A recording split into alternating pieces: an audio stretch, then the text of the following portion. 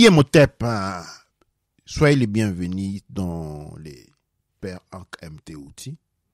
Aujourd'hui, nous allons sur cette plateforme combiner certains aspects de ce que nous appelons la psychologie, couche Kamit Congo, avec la médecine de l'esprit à la fiat du Père Ankh MT Outils. Et je vais ici essayer d'illustrer une situation, apporter des éléments d'introspection, des éléments qui nous permettent de pouvoir analyser en profondeur ce que nous avons devant nous. Bien, aujourd'hui, je suis en train de parler de la situation des familles mélanodermes. Et cette situation de la famille mélanoderme que je mets en relation quand je parle avec ce que j'ai évoqué dernièrement en parlant de la malédiction. En fait, souvent, on entend parler de ces mots, comme je l'ai déjà indiqué, de la malédiction des Rem, la malédiction des Cam. Et le problème a toujours été que ces discours est resté sur un plan superstitieux. Okay? Un superstitieux où par malédiction on attend l'empreinte d'un diable, ainsi de suite. Mais en réalité, il y a cette empreinte-là. Seulement si dans la mesure où par diable on attend la manifestation du mal. Sur le plan maintenant de la réalisation physique, c'est-à-dire dans l'action, dans l'intention. Aujourd'hui, nous sommes en train d'observer un désastre important. Et je vais ouvrir une parenthèse. Dans la nature, il y a ce qu'on appelle la loi de la Mahat, la loi de l'équilibre. Et cette loi de l'équilibre permet la vie et équilibre cette même vie à travers différents procédés. La Mahat est un plan qui joue, la Mahat est une structure de l'équilibre. Et quand on comprend la Mahat, on comprend que aussi longtemps qu'on est équilibré, aussi longtemps qu'on est dans la Mahat, les mal ne se manifestent pas. Donc, le mal est le résultat d'une perte de balance. Les mal se manifestent dans le moment où la Mahat n'est plus. Pourquoi les mal se manifestent? Pourquoi l'existence du mal? Le mal est-elle lié à un démon avec des cornes qui est là pour faire des faux pas aux personnes? Absolument pas. Absolument pas. C'est une notion superstitieuse et religieuse remote, dépassée. Dans l'univers, il y a un équilibre. Pour ne pas parler un combat, mais c'est un mécanisme pour lequel on doit conserver la vie. Ok? Dans ce mécanisme de conserver la vie naît la loi. Okay? La loi divine, la loi de la Mahat. La loi de la Mahat est la loi qui permet de conserver la vie à travers un système élaboré d'équilibre, dont les équilibres dont des équilibres. Je vais essayer de donner un exemple pour illustrer ce que je suis en train de dire. Dans la forêt, il y a un équilibre. Okay? L'équilibre veut que les animaux malades soient éliminés par les prédateurs. Les lions, les guépards, toute cette catégorie d'animaux, eh bien, ce sont des grands recycleurs de la nature. Quand les animaux naissent avec des défauts génétiques, eh bien, ce sont des animaux qui finiront entre les griffes de ces animaux parce qu'ils doivent être recyclés. Donc, les lions, ces animaux-là, les grands animaux, ce sont des recycleurs génétiques. Leur système de fonctionnement, leur permet d'absorber les DNA, corrompus et de la transformer. Tout comme la seconde catégorie des animaux qui sont les animaux comme les porcs. Les animaux, les rongeurs, qui mangent n'importe quoi. Ces animaux-là, ce sont des grands recycleurs en tant que poubelles. Ils recyclent tout ce qu'il y a. C'est pourquoi ce sont des catégories d'animaux qu'il n'est pas bon manger. Les porcs ou les animaux recycleurs, tout comme les grands félins comme les lions, les léopards, les tigres. Ce ne sont pas des animaux à manger, tout parce que leur corps est un laboratoire. ok, pour les félins, c'est un laboratoire d'élimination des défauts génétiques. Et quand on va manger ces animaux-là, on risque de réintroduire dans le corps ce qui a été éliminé. On risque de rapporter à la vie des choses qui ne devaient plus être à la vie. Okay? Et tout comme manger les animaux comme les porcs, les animaux rongeurs, allonge la vie, les cycles de vie des éléments qui devaient être recyclés, décomposés, récomposés pour apporter une meilleure vie. Qu'est-ce que je veux dire par cela? Dans la forêt, il existe un équilibre. Et quand un animal a été attrapé, eh bien, c'est parce que cet animal-là a un défaut génétique. Ces défauts génétiques représentent sa sortie de l'équilibre. Et donc, le lion intervient pour réimposter l'équilibre. Dans cette perception de la réalité, le lion n'est donc plus un prédateur, mais plutôt le lion devient Sebek. Il devient Sebek les protecteurs, parce que qu'est-ce qu'il est en train de protéger les lions? Le lion, il est en train de protéger la masse, l'équilibre. Eh bien, nous sommes au niveau du règne animal. Le règne d'animal est caractérisé par le fait qu'il n'y a pas la volonté. Ça, c'est un élément indéterrant. Quand nous arrivons dans les règnes humains, nous avons affaire avec la volonté. Ce qui fait que ce qui se passe de manière automatique chez les animaux ne se passe plus de manière automatique chez les humains. Où est-ce que je vais en venir avec ça? Eh bien, c'est très simple. Aussi sur le plan humain, les prédateurs ne se manifestent que quand la cible s'est identifiée en tant que cible. Les prédateurs, les colons, viennent à la porte de celui qui a rempli les règles de la masse. Il est devenu visible. C'est pour dire que c'est la proie en devenant proie, c'est-à-dire être proie, ça signifie être faible. Être faible, c'est-à-dire être corrompu. Un paramètre faible, c'est un paramètre qui a été corrompu. Et donc, nous sommes devant à une considération de la suivante. Quand un paramètre a été corrompu, il devient visible à l'équilibrateur ou à l'équilibreur. Ceci sur le plan des sociétés humaines se manifeste ou se configure à l'intérieur des sociétés. Chaque société traditionnelle et éthiquement orientée ont des mécanismes qui leur permettent de vivre en équilibre avec la nature. Ces mécanismes sont d'ordre éthique, sont d'ordre moral, sont d'ordre géographique, ainsi de spirituel, religieux, psychologique. Il y a toute une série de paramètres qui rentrent en vigueur quand on est en train de parler de ces éléments ici. Maintenant, qu'est-ce qui se passe?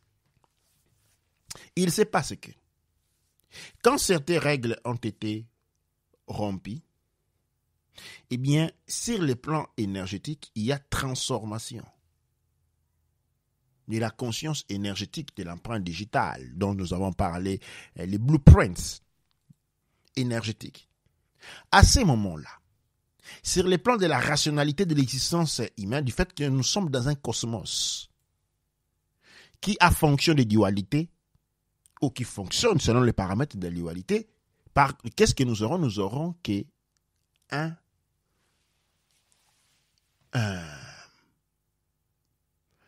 animal, c'est-à-dire nous allons manifester les mâles. C'est ainsi que nous allons avoir les prédateurs nous venir derrière. Les prédateurs qui nous viennent, nous pouvons les traiter de deux manières. Essayer de nous battre contre les prédateurs sans modifier les conditions qui nous ont rendus visibles aux prédateurs. De cette technique, on peut, de ces choix-là, de se battre contre les prédateurs, il y a deux issues possibles. La première ici est qu'on est vaincu par le prédateur et c'est game over, c'est fini. Deuxième issue est que nous vainquons contre le prédateur, c'est une victoire de force. Mais qu'est-ce qui va se passer dans notre dernier cas? Eh bien, le premier prédateur va laisser place au deuxième prédateur. Pourquoi? Parce que la source, les prédateurs représentent sur le plan physique une situation que nous avons sur le plan intérieur. Tout comme dans la fiaette. Dans la fiaette, nous ne traitons pas la maladie se trouvant dans le corps. Nous ne traitons pas les effets. Nous ne traitons pas les symptômes, mais traitons les causes. Et dans les rapports entre les êtres humains, dans les rapports intersociétaires, nous avons affaire avec la même dynamique. Du moment où nous traitons les causes, eh bien, nous engendrons un circuit fermé, infernal, où on sera porté à souffrir et encore, parce que chaque fois qu'on aura éliminé les causes qui ont porté les mal que nous sommes en train d'expérimenter, disons, une fois que nous aurons éliminé non la cause, mais plutôt les effets manifestés par les mal se trouvant à l'intérieur de nous, il va se passer quelques temps et puis les effets encore pires que les précédents vont être produits et encore dans ce qu'on appelle les girons du diable, dans une solution sans fin. La solution est celui de traiter les causes. Et nous allons regarder les causes. Aujourd'hui, quand j'ai fait une circonspection des familles mélanodernes, en commençant par la mienne, je vois et je te regarde tout autour. Qu'est-ce que je me rends compte? Je me rends compte qu'il y a beaucoup de problèmes. Je vais essayer d'en citer un. Les hommes qui ne trouvent pas de travail.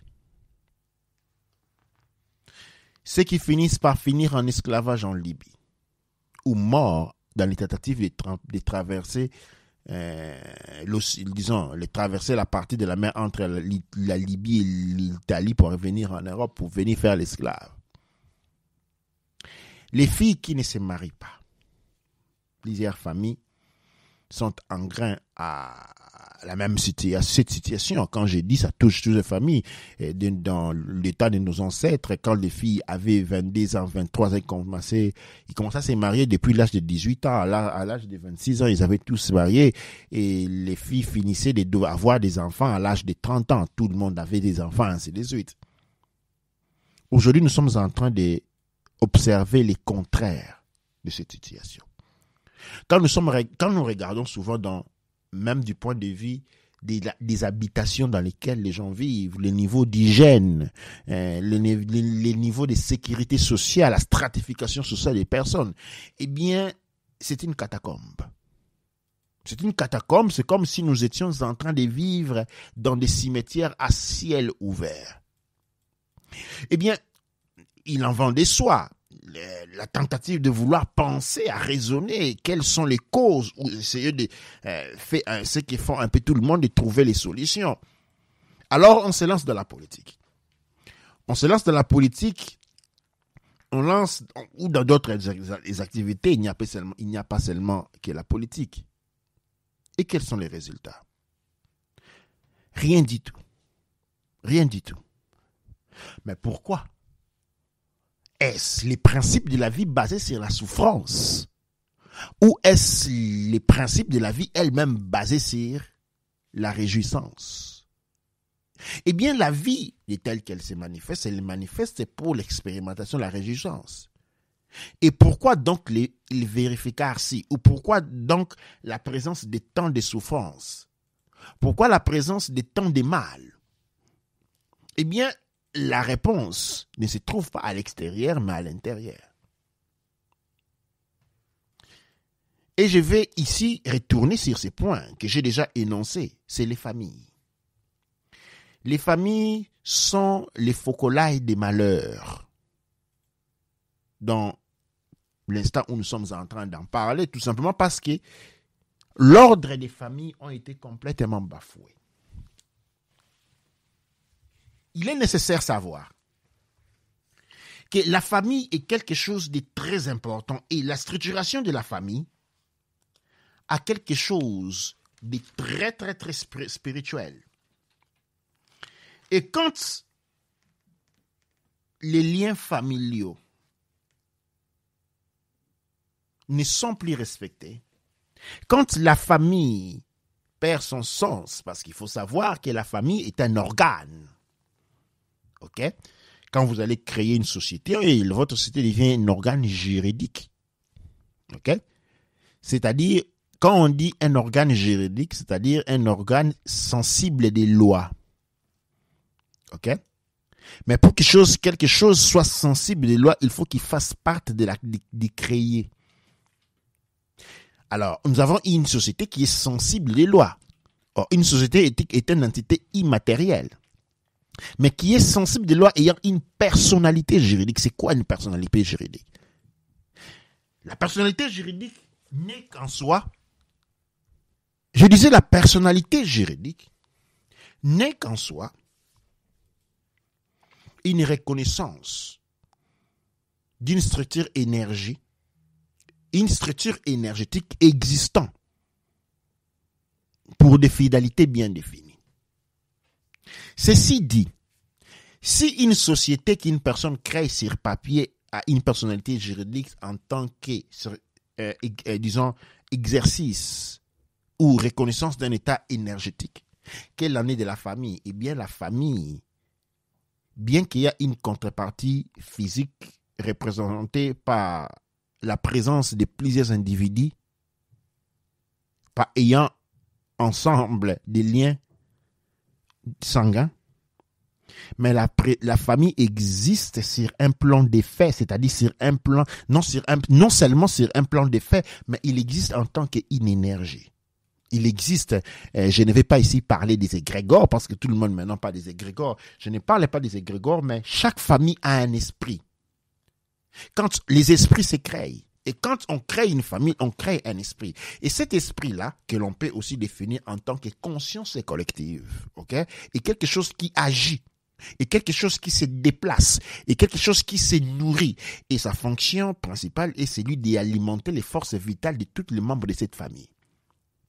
Mais attention, en tant qu'esprit, il a cette faculté d'alimenter les énergies de toute personne. Mais attention, si la force vitale de cette énergie, cette entité spirituelle finit entre les contrôles, sous les mains d'une personne, d'une tierce personne, mal intentionnée vers vous, eh bien, il a une porte ouverte vers vous. Ça, c'est la première possibilité. Mais la deuxième possibilité est que cette entité-là, ok, quand elle est corrompue, ok, devient la porte ouverte à la malédiction. C'est pourquoi ce qui a à faire avec la famille est quelque chose de très particulier et qu'il faut regarder avec beaucoup d'intérêt. Aujourd'hui, c'est vrai que nous sommes en train de souffrir beaucoup, nous sommes en train de voir l'explosion des souffrances et nous regardons partout à la recherche des causalités, sauf là où se trouvent les causalités de cette situation, les destructions des familles. Aujourd'hui, le droit d'aînesse a disparu. Le droit d'aînesse a été remplacé par qui a plus d'argent. Vous voyez dans des familles où c'est lui qui est les aînés courir derrière les plus jeunes.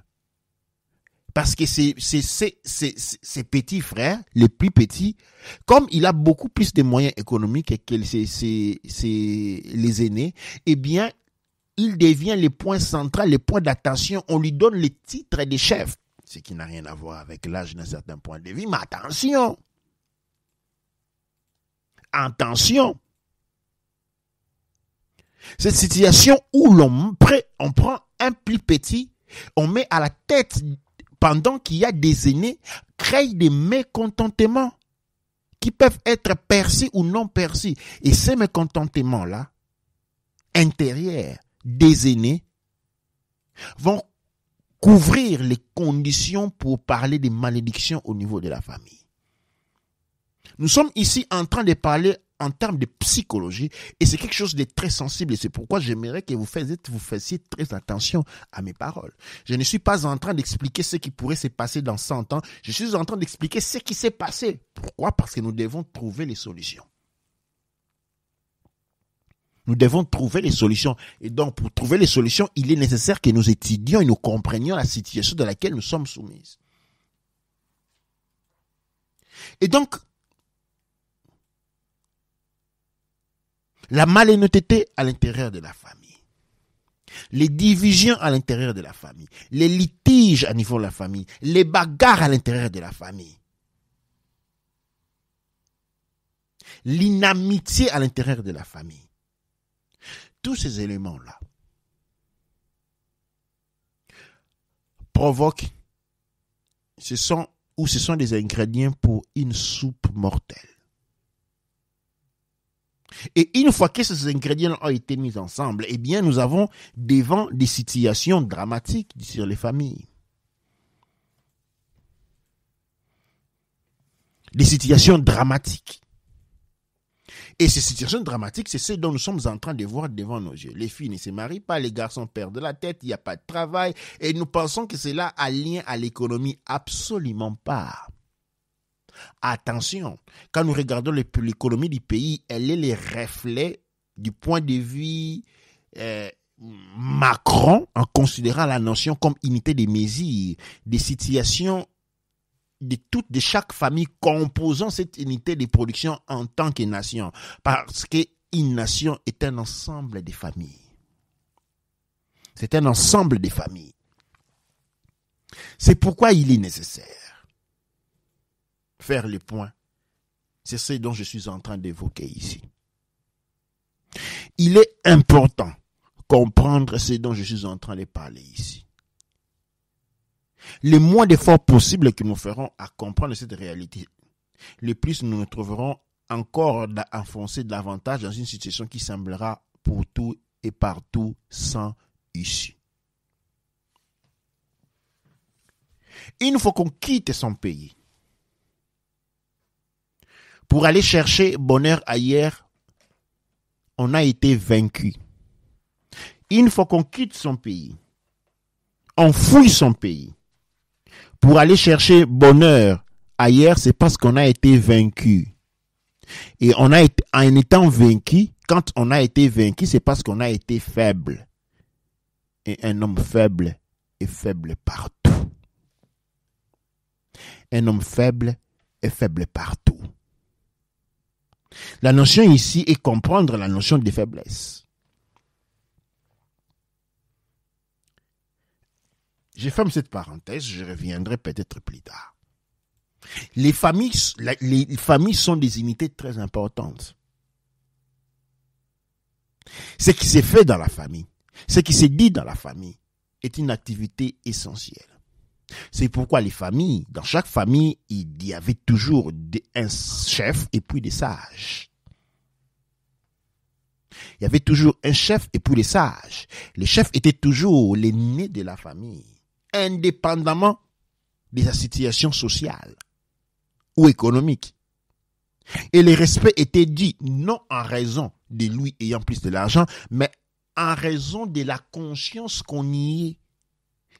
qu'il y a d'avoir, que si cette personne-là, représentant la famille, n'était pas respectée en tant que telle, il y aurait des conséquences au niveau de la descendance, il y aurait des conséquences à l'intérieur de la famille. Quand on a commencé à regarder les personnes à mettre en tant que chef de la famille parce qu'ils ont de l'argent, on a passé sur les aînés parce qu'ils n'en ont pas.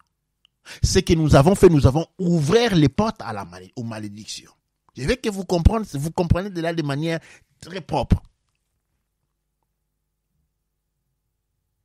Les droits d'aînesse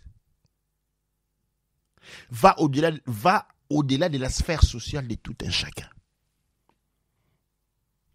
Et les chefs des familles en Afrique, qui n'est pas une société de nature économique, mais une société de nature sociale, n'est pas choisi comme chez les Italiens parce que quelqu'un est un criminel et il a beaucoup d'argent, il va être choisi comme chef. Non, il est choisi en fonction de l'aîné. C'est l'aîné qui est le chef. L'aîné de la famille, l'aîné de la génération. Et ces droits-là, quand il lui a été arraché, vous avez ouvert la porte aux malédictions. Vous devez savoir cela. Vous devez comprendre cela. Et maintenant, après, on se retrouve devant un autre fait. C'est celui de la bénédiction des familles. Eh bien, la bénédiction n'est pas donnée par un pasteur. La bénédiction n'est pas donnée par un prêtre. La bénédiction est obtenue du Créateur. En s'harmonisant, en ayant une vie qui reflète les hauts. Et en faisant des offrandes. Chaque année, chaque famille doit pouvoir aller dans les temples faire ses offrandes. Et dans les temples, il y a les cérémoniers. Les cérémoniers sacrificataires, dont le rôle est celui justement de faire les offrandes. Et une fois qu'on a fait les offrandes, eh bien, on a accumulé de la chance pour la famille. On a l'entité appelée famille a été nourrie. La force spirituelle de la famille est nourrie. Et la force spirituelle de la famille est nourrie par des offrandes. La force spirituelle de la famille est nourrie par les offrandes. La force spirituelle de la famille est nourrie par les offrandes. Je vais le répéter encore une fois. La force spirituelle de la famille est nourrie par des offrandes.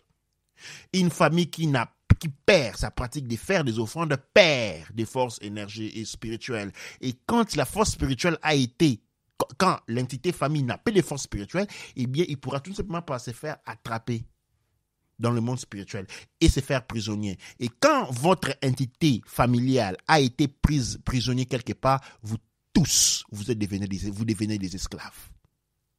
Vous tous. Il n'y aura rien que vous feriez qui rapportera quelque chose. Vous allez avoir des bons projets. Vous allez commencer des bonnes choses d'envergure. Elles vont toujours s'arrêter au milieu du chemin. Parce que vous êtes tous prisonniers. Il y a plusieurs thèmes dans ce domaine que nous pouvons évoquer et développer. Mais nous n'allons pas aller du coup en parler de tout ça.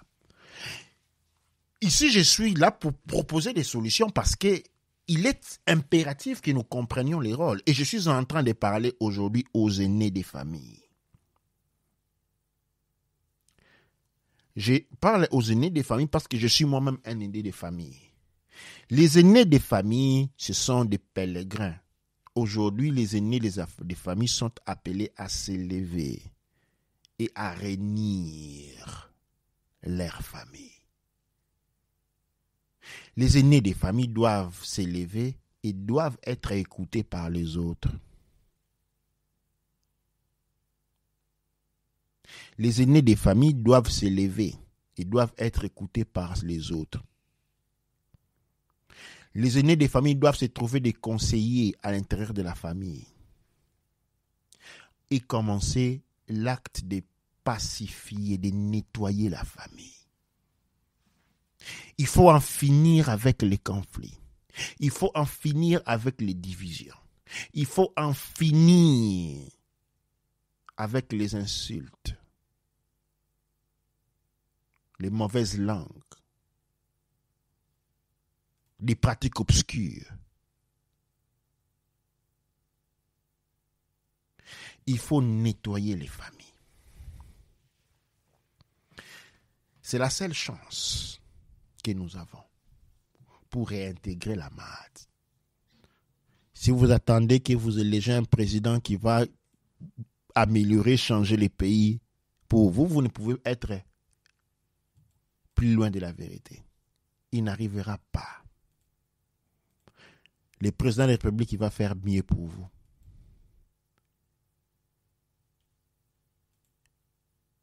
Il n'y aura pas de premiers ministres qui vont faire mieux pour vous. Il n'y aura pas de généraux d'armée qui ne vont pas arrêter de tuer vos fils et vos filles. Le problème est à l'intérieur de nous et nous devons réaliser cela et commencer à résoudre. Il faut nettoyer les familles. Il faut rééquilibrer les familles. Du moins rentrer dans la démarche, rentrer dans les tentatives de les faire. Et rétablir, réinstaller les offrandes de la famille. C'est la partie la plus essentielle. Une famille qui perd sa faculté de faire des offrandes, une communauté qui n'a pas de sacrificateur cérémonial, eh bien c'est une communauté qui est en train de mourir. Ce que je suis en train de dire est fondamental. Au combat que nous sommes en train de mener, au combat de la Renaissance. Nous demandons l'assistance de nos ancêtres. Des prières sont faites, des rituels sont faits pour demander l'intervention de nos ancêtres. Voici la première partie de la réponse des ancêtres. Vous voulez leur intervention. Les ancêtres ne viennent pas là où c'est sale. Ils ne peuvent pas parler avec vous parce que vous ne les écoutez pas. Pourquoi? Parce que vous êtes malsain. Pourquoi êtes-vous malsain? Parce que vous avez abandonné les familles. Vous avez abandonné, bafoué les lois des familles. Les adultes n'écoutent plus les enfants n'écoutent plus les adultes. Les enfants ne respectent plus les parents n'ont plus de pudeur pour les enfants. Les oncles qui couchent avec les neveux, les cousins qui couchent avec les cousins, les tantes qui couchent avec les neveux, ainsi de suite. Les mensonges, les querelles, tous ces mal comportements, les mauvaises paroles, tout cet ensemble de choses, nous devons réaliser quels sont et représentent les problèmes. Pas d'autres. Nous avons nous-mêmes créé les conditions pour que les prédateurs se présentent à nos portes. Et nous sommes nous-mêmes capables de changer les conditions pour que les prédateurs s'en aillent. Les prédateurs ne s'en ira pas de par notre supériorité des forces. Bien au contraire, ils ne feront que continuer à venir. Pour que les prédateurs puissent partir, nous devons changer les conditions, nous devons changer ce que nous sommes. Pour changer notre monde, nous devons changer en premièrement nous. C'est nous que nous devons changer. Et pas les autres. J'espère que cette première présentation, cette première approfondissement des sujets présentés dans les semaines qui ont passé, qui ont regardé spécifiquement la psychologie que nous avons définie Kush Kamit Congo. Et en référence, nous avons parlé la fois dernière dans des mécanismes psychologiques et psychiques de la malédiction et comment s'en protéger. Aujourd'hui, l'approfondissement va dans le sens de connaître soi-même. Quand nous disons « je suis Kush Kamit Congo », Ayir I Kush Kamit Congo, je dois comprendre qui c'est Kush Kamit Congo. Je dois comprendre ce que je suis. Je dois comprendre ma culture. Nos ancêtres ont vécu dans la prospérité, dans les progrès les plus dont les générations d'aujourd'hui modernes ne peuvent même pas commencer à manifester. C'est parce qu'ils ont vécu dans l'ordre. Et aujourd'hui, nous vivons dans les désordres. C'est ça aujourd'hui notre plus grand problème. Nous vivons dans les désordres. Je vais renouveler mon appel à tous les aînés à s'élever et à reconstituer la paix, l'unité dans les familles. Dua Necher, Dua Amonara, Dua Neb Ercher.